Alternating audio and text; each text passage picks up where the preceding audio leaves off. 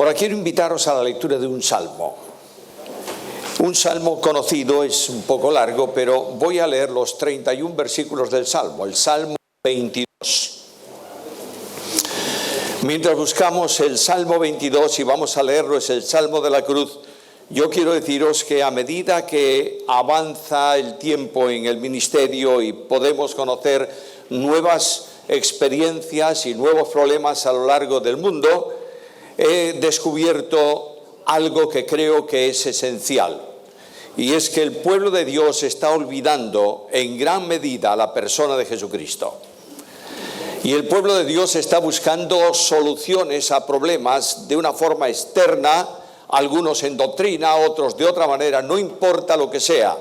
Cuando la razón de la vida, el núcleo de la vida, el éxito de la vida, el camino de la vida, la luz para la vida, no es otro que Cristo. Y cuando yo olvido en mi vida a Cristo, no tengo referente, ni tengo posibilidad de éxito, lo busque donde lo busque. Por eso tomo este Salmo 22, para que juntamente con el 23 y el 24, en estos domingos que tengo antes de salir nuevamente de viaje, estos tres salmos nos revelen la centralidad de Cristo. El primer salmo, yo le llamo Salmo 22, le llamo el buen pastor que da su vida. El Salmo 23 es el gran pastor de las ovejas que conduce a su pueblo. Y el Salmo 24 es el príncipe de los pastores que viene para llevar a los suyos, para estar para siempre con él. Salmo 22. Leo en la Reina Valera revisada, notaréis que hay algunas poquitas diferencias, pero creo que es un texto muy bueno y dice así: Dios mío, ¿por qué me has desamparado? ¿Por qué estás tan lejos de mi salvación y de las palabras de mi clamor? Dios mío, clamo de día y no respondes, y de noche y no hay para mí reposo. Pero tú eres santo, tú que habitas entre las alabanzas de Israel. En ti esperaron nuestros padres, esperaron y tú los libraste, clamaron a ti y fueron librados, confiaron en ti y no fueron avergonzados. Mas yo soy gusano y no hombre, oprobio de los hombres, despreciado del pueblo. Todos los que me ven me escarnecen, tuercen los labios, menean la cabeza, diciendo: se encomendó a Jehová, líbrele él, sálvele, puesto que en él se complacía. Pero tú eres el que me sacó del vientre, el que me hizo estar confiado desde que estaba a los pechos de mi madre. Sobre ti fui echado desde el seno, desde el vientre de mi madre tú eres mi Dios. No te alejes de mí, porque la angustia está cerca, porque no hay quien ayude. Me han rodeado muchos toros, fuertes toros de Basán me han cercado. Abrieron sobre mí su boca como un león rapaz y rugiente. Estoy derramado como agua y todos mis huesos se descoyuntaron. Mi corazón se torna como cera derritiéndose en medio de mis entrañas. Como un tiesto se secó mi vigor y mi lengua se pegó a mi paladar, y me has puesto en el polvo de la muerte. Porque perros me han rodeado, me han cercado una banda de malhechores, horadaron mis manos y mis pies. Contar puedo todos mis huesos. Entre tanto, ellos me miran y me observan. Repartieron entre sí mis vestidos y sobre mi túnica echaron suertes. Mas tú, Jehová, no te alejes. Fortaleza mía, apresúrate a socorrerme. Libra de la espada mi alma, de las garras del perro mi vida. Sálvame de las fauces del león y líbrame de los cuernos de los búfalos. Anunciaré tu nombre a mis hermanos, en medio de la congregación te alabaré. Los que teméis a Jehová, alabadle. Glorificadle, descendencia toda de Jacob, y temedle vosotros, descendencia toda de Israel. Porque no menospreció ni desechó la aflicción del afligido, ni de él escondió su rostro, sino que cuando clamó a él, le escuchó. De ti procede mi alabanza en la gran congregación. Mis votos pagaré delante de los que le temen. Comerán los humildes y serán saciados. Alabarán a Jehová los que le buscan. Vivirá su corazón para siempre. Se acordarán y se volverán a Jehová todos los confines de la tierra, y todas las familias de las naciones adorarán delante de ti. porque de Jehová es el reino y él regirá las naciones. Comerán y adorarán todos los poderosos de la tierra, se postrarán delante de él todos los que descienden al polvo, puesto que nadie puede conservar la vida de su propia alma. La posteridad le servirá. Esto será contado de Jehová hasta la postrera generación. Vendrán y anunciarán su justicia. A generaciones que no han nacido aún, anunciarán que él hizo esto. El salmo es denso, es profundo. No tenemos tiempo de analizar el salmo en toda la dimensión. Por eso selecciono tres cosas en los versículos que hemos leído juntos, que voy a titularlos así. En primer lugar, abandono. En segundo lugar, triunfo. Y en tercer lugar, bendición. Primeramente, abandono. El salmo es el salmo de la cruz. Sorprende tremendamente expresiones del salmista refiriéndose a algo que no era conocido por él en su tiempo. El tormento de la cruz, el martirio de la cruz, la muerte en la cruz, no estaba en días de David. Por tanto, es un salmo eminentemente profético. Y este salmo trata de relatar la angustia y las horas de la cruz para proclamar luego el triunfo de la cruz y glorificar a Dios porque Él hizo esto. La cruz es el lugar del abandono. Es lo primero que encuentro en la lectura del Salmo. Notaréis que el buen pastor no tiene seguidores en torno a sí alrededor de la cruz. Aquellos que le habían, salvo un grupo de mujeres y el apóstol Juan, aquellos que le habían aclamado en la ciudad, aquellos que gritaban Hosanna a la entrada del día de Ramos, el día de la entrada triunfal de Jesús en la ciudad, le han abandonado, no están allí.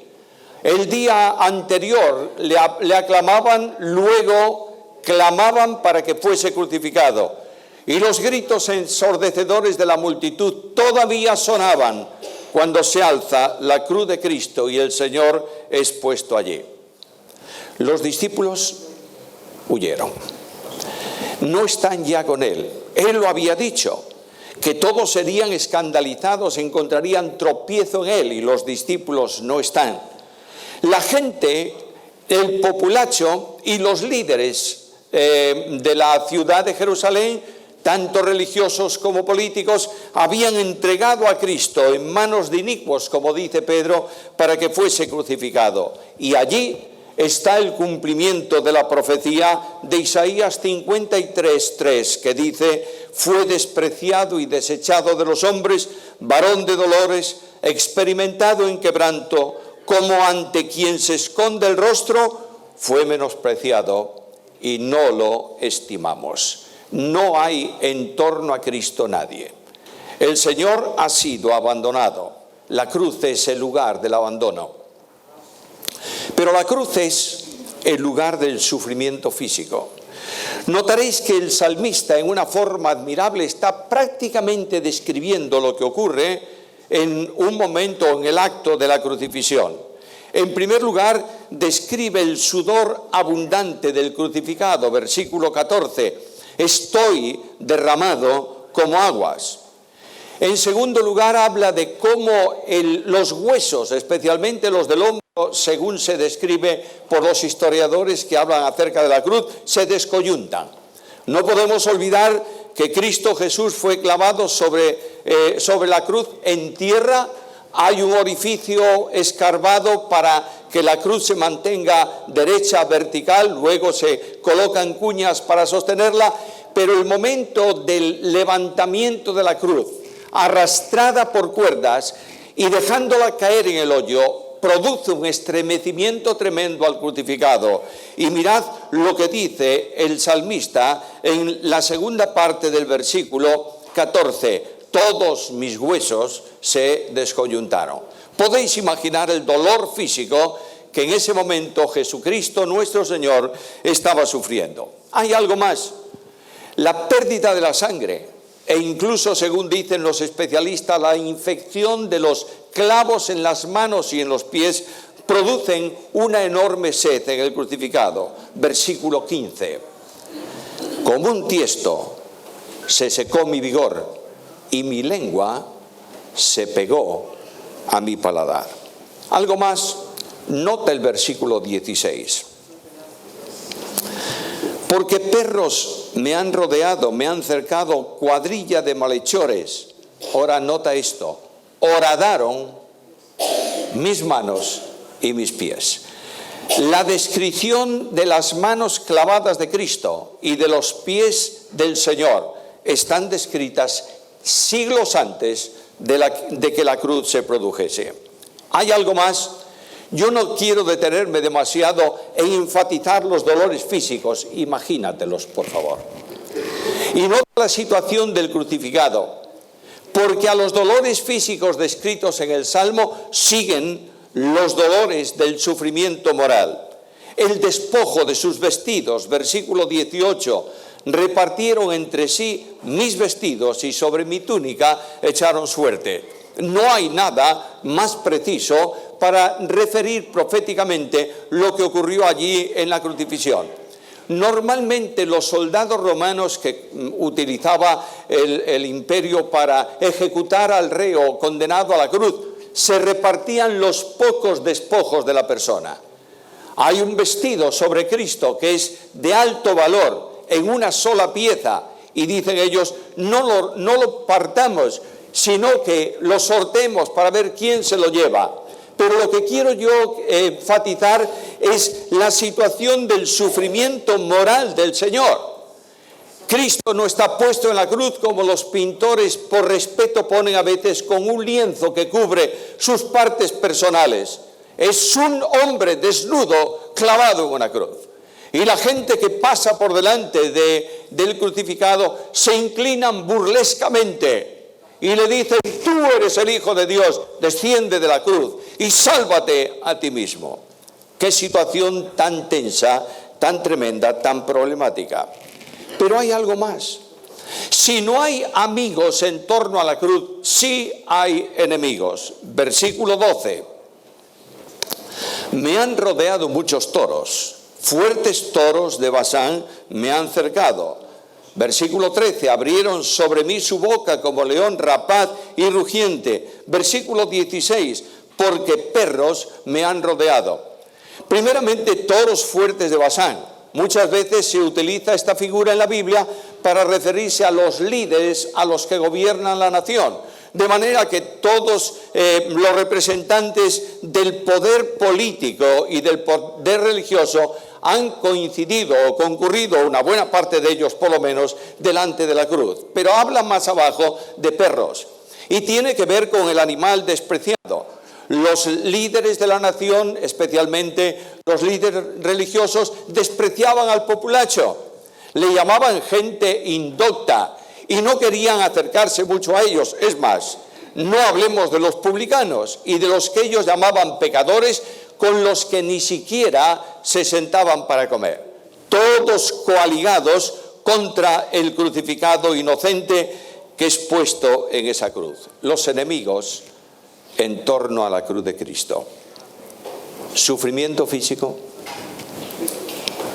sufrimiento moral. Pero sobre todo lo que me impacta del Salmo es el sufrimiento espiritual. Las primeras palabras del Salmo son recitadas por el Señor luego de las horas de tinieblas en la cruz.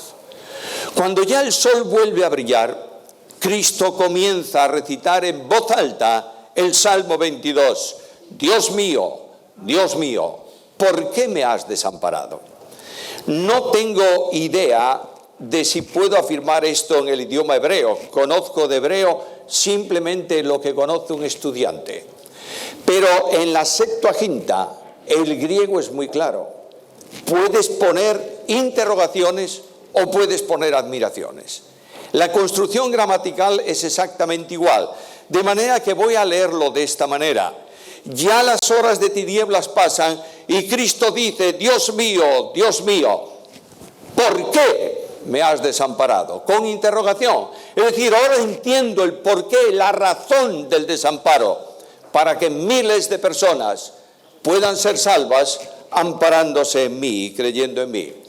Lo que es sorprendente es el desamparo del Padre. Seguramente que notaréis una diferencia. El abandono es más pequeño que el desamparo.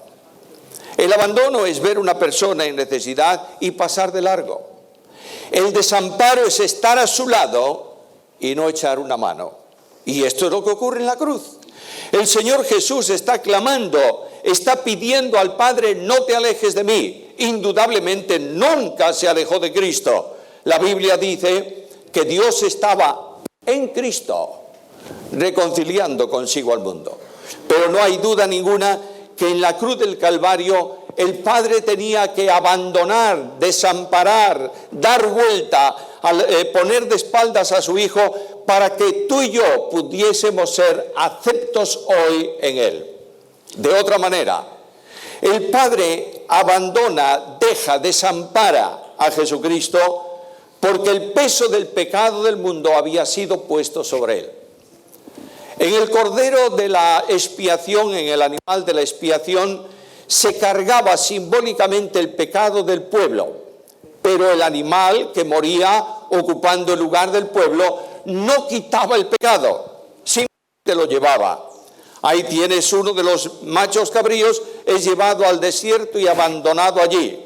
Pero en la cruz de Cristo, Cristo no lleva el pecado, Cristo quita el pecado. La función espiritual es tremenda. Comparado con el simbolismo del sacrificio, Cristo quita el pecado porque paga la deuda y expía nuestra iniquidad. Allí en la cruz del Calvario dice el apóstol Pablo que Dios consideró a Cristo como maldición.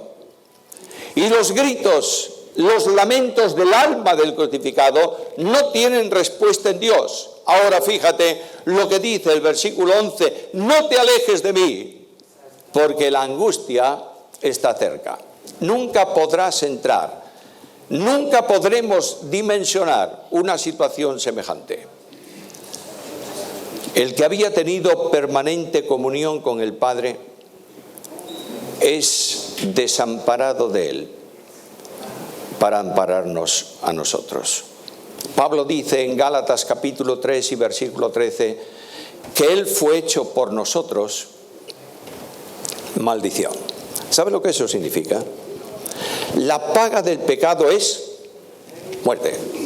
De manera que a consecuencia de ese pecado, nosotros los hombres estamos separados de Dios porque todos somos pecadores y porque heredamos, espiritualmente hablando, el pecado que se transmite de nuestros primeros padres. No hay posibilidad de que Dios perdone el pecado de nadie si no se produjese la cruz de Cristo.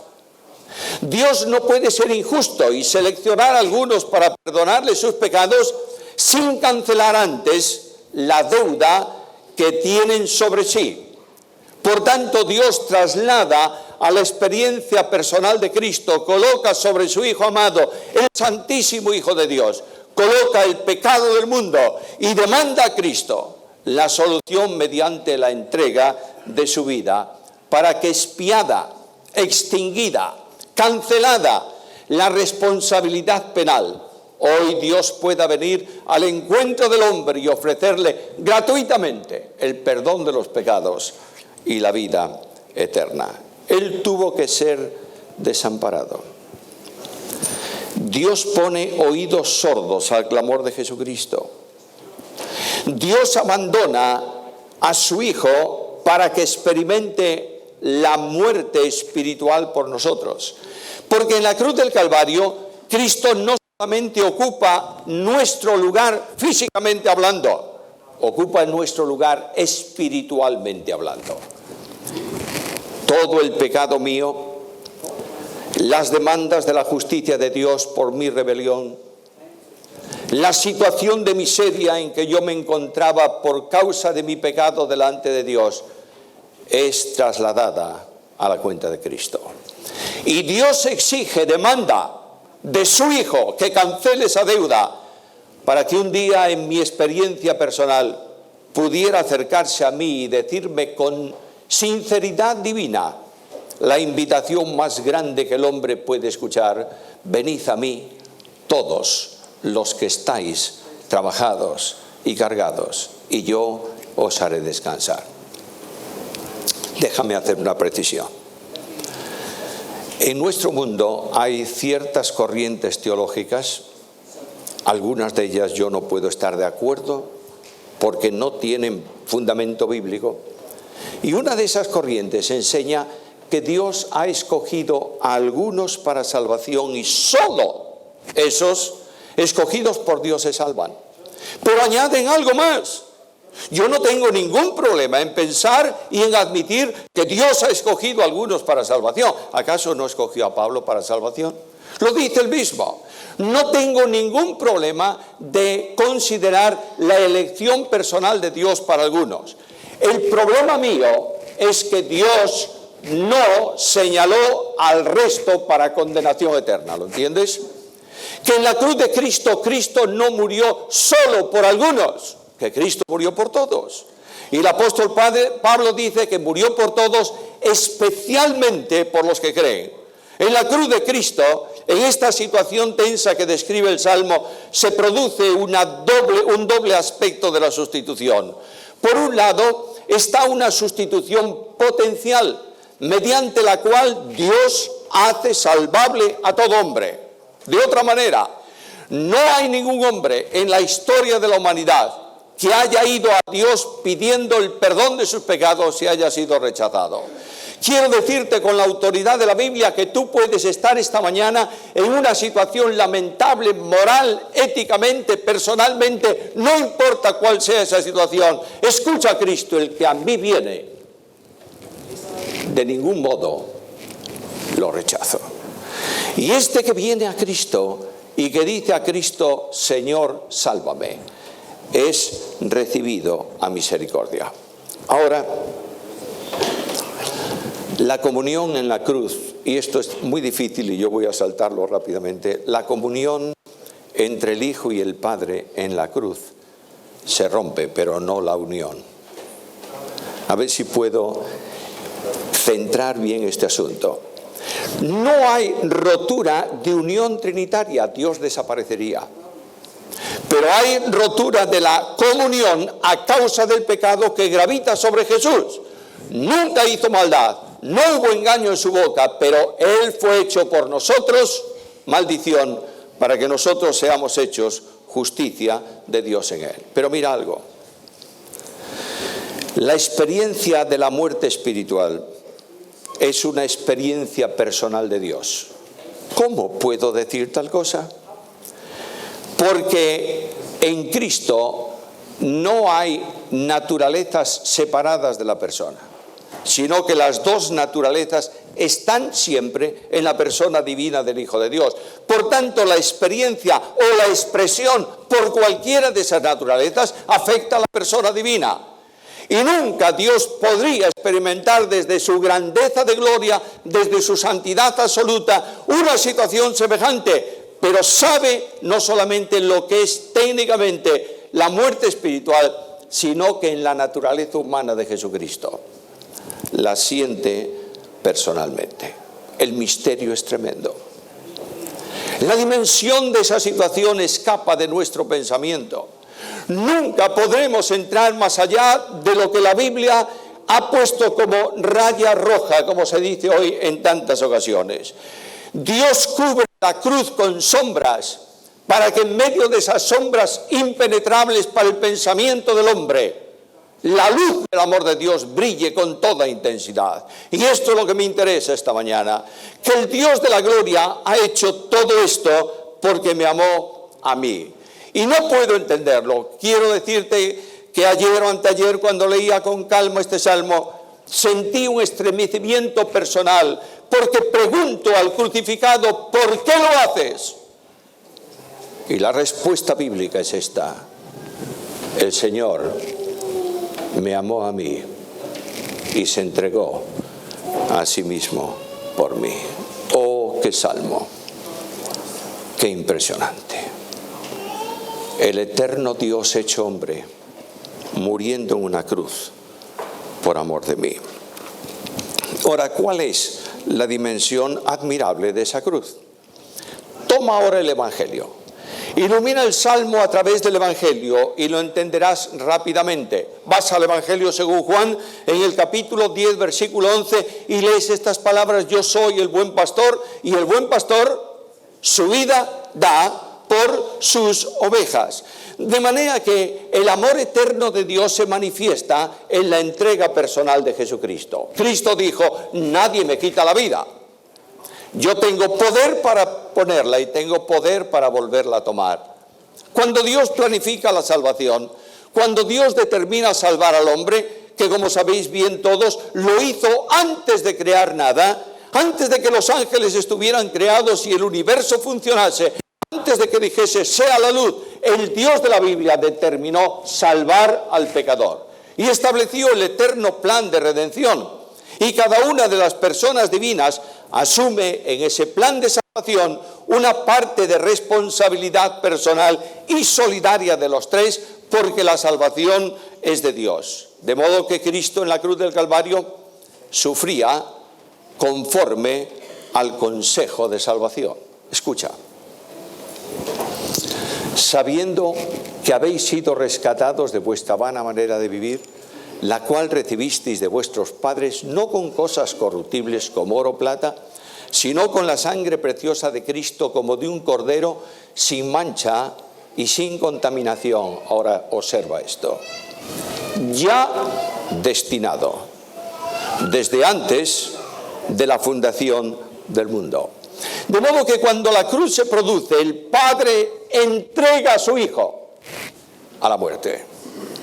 Y el Hijo toma voluntariamente la responsabilidad de extinguir la pena del pecado del mundo. Y el Espíritu sustenta esa obra de salvación, porque Dios había determinado salvarme.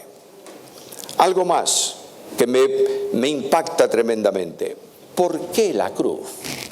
El Salmo da la respuesta, versículo 3. Pero tú eres santo. No podía estar en comunión la santidad y el pecado. Y Cristo es hecho por nosotros maldición. Algo más: el sacrificio de Cristo constituye al Salvador del mundo en cordero expiatorio por el pecado, al que no conoció pecado por nosotros, dice la versión antigua, nos lo hizo pecado. No es que el pecado contaminase a Jesús, es que por amor de nosotros lo puso como cordero expiatorio por el pecado del mundo. Y por tanto, el Dios de la gloria entrega a su Hijo voluntariamente por amor de mí. ¡Oh, qué gracia! ¡Qué impresionante dimensión! Déjame decirlo con palabras de la Biblia. Porque ya conocéis la gracia de nuestro Señor Jesucristo, que por amor de vosotros se hizo pobre siendo rico, para que vosotros con su pobreza fueseis enriquecidos. Un punto más y dejo esa primera parte, la otra va a ser más breve. Y veo que en este salmo el Señor es traído al polvo de la muerte, versículo 21. Sálvame de las fauces del león y líbrame de los cuernos de los búfalos. Quiere decir que el Señor es trasladado a una experiencia de muerte física. El creador del cielo y de la tierra, autor de la vida, muere. Y me dice la Escritura que al final de esas horas de tinieblas, después de decir Dios mío, ¿por qué me has desamparado?, vuelve a recuperar la relación con el Padre, de comunión, de afecto. La obra de expiación se había consumado y el Señor dice: Padre, en tus manos encomiendo mi espíritu. Y desciende la experiencia de la muerte. ¿Cómo podrás entender esto? Lutero, comentando el Salmo, tiene una frase muy interesante que dice: ¿cómo podré entender esto? Dios desamparando a Dios. ¿Qué mente es capaz de entenderlo? Y naturalmente, el autor de la vida, en su naturaleza humana, pasa por la experiencia de la muerte física. ¿Para qué? para que en su muerte pueda darnos por su resurrección la vida divina, la comunión con Dios a todo aquel que cree. La oración sirve a Cristo para entregar su espíritu en las manos de su Padre. ¿Cuándo? Cuando la obra de salvación había sido terminada. El Salmo presenta el triunfo. Y quien estuvo solo está ahora rodeado de una gran congregación. En medio de la congregación te alabaré. Esta congregación no hace falta que la podamos aplicar o explicar que su aplicación consonante con la salvación tiene que ver con el pueblo salvo. ¿Y quién es el pueblo salvo? Cada una de las personas que a lo largo de la historia de la humanidad han depositado su fe, han sido justificados, son salvos por gracia. Nadie se salva de otra manera. El primer salvo de la historia de la humanidad fue por gracia, y el último que se produzca lo va a ser de la misma manera, por gracia mediante la fe. Y a este grupo de salvos, Cristo en medio de ellos anuncia el triunfo de la cruz. Versículo 22. Anunciaré tu nombre a mis hermanos. En medio de la congregación te alabaré. Lleva nuevamente este versículo al Evangelio y notarás que Cristo se encuentra con los suyos. Que Cristo presenta la realidad de la obra redentora consumada, extendiendo sus manos delante de los discípulos llenos de temor, que estaban por miedo los judíos reunidos juntos, y le dice, ¿cuál es el saludo de Jesús? Paz a vosotros. ¿Notáis que cuando Cristo regala algo el día de la última cena, le regala su paz a los discípulos? La paz os dejo. Mi paz os doy. Y esta mañana yo puedo mirar por la fe las manos horadadas de Jesús. Puedo por la fe mirar su costado abierto. Puedo por la fe ver sus pies taladrados. Y descubro que ya no hay condenación. ¿Para quién? Para los que están en Cristo Jesús. Hay todo un proceso de comunión en este salmo. Primeramente había pedido la unidad de esta congregación al Padre, Juan capítulo 17. Luego en Juan capítulo 11 la oración de Cristo es respondida cuando Él habla de que habrá un solo rebaño y un solo pastor. Y en el capítulo 10 de Juan, versículo 17, está el anuncio del triunfo a los discípulos. Luego, en medio de la congregación, con la congregación unida a Él, alaba a Dios. Pero hay algo más ahí, versículo 28. Porque de Jehová es el reino, y Él regirá a las naciones. No quiero quemarme lo que voy a decir del Salmo 24. Pero quiero decirte que el Señor que muere es el Rey de Reyes y el Señor de señores. Oh, hermanos míos, en un mundo tan inquieto como en el que nosotros vivimos, donde los conflictos políticos, sociales, no importa lo que, conmocionan a la sociedad, donde las naciones no tienen orientación firme de los pasos que deben dar, donde hay problemas sociales sin número en medio de una sociedad carente de ética. Sobre el trono de las naciones, por encima de ellas, gobernando la historia, está este que muere en la cruz. No pierdas tiempo ninguno con asuntos de la política del mundo. No tiene remedio el mundo. No trates de gobernar la sociedad con la Biblia. La Biblia solo es aceptable para los que han sido regenerados por el Espíritu Santo. El apóstol Pablo dice que el mensaje de la cruz es locura. ¿Para quién?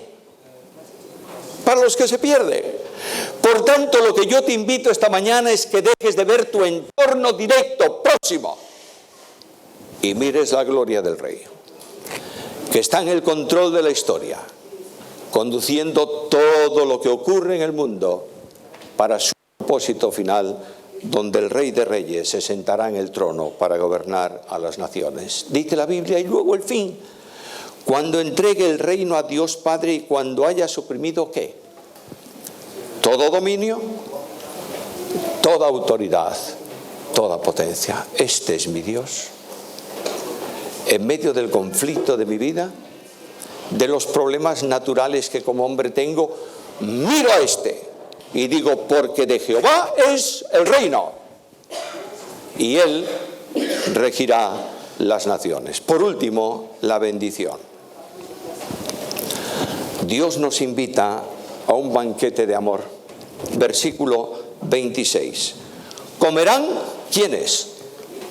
Los humildes, y serán saciados. Nadie puede venir a la salvación desde otro camino que no sea el de la humildad. Porque la salvación no es la aceptación de una invitación, es la entrega de una vida. Y solamente aquel que es pobre en espíritu es el que será bendecido. Solamente el que no tiene nada, ni puede alcanzar nada para su salvación, es el que viene a Cristo para decirle, Señor Jesús, perdóname y sálvame. Esta es la razón de su muerte. Cristo murió para que tengamos vida y para que la tengamos en abundancia. Pero el Salmo dice que serán saciados. Nadie que va a Cristo, pan del cielo, agua viva, tendrá sed o tendrá hambre jamás. La gran necesidad que tenemos nosotros es de acudir por la fe a Jesús esta mañana. ¿Quiénes? Primeramente aquellos que estáis cerca de Cristo, pero no estáis en Cristo. Aquellos que tal vez estáis un tanto emocionados al considerar la cruz.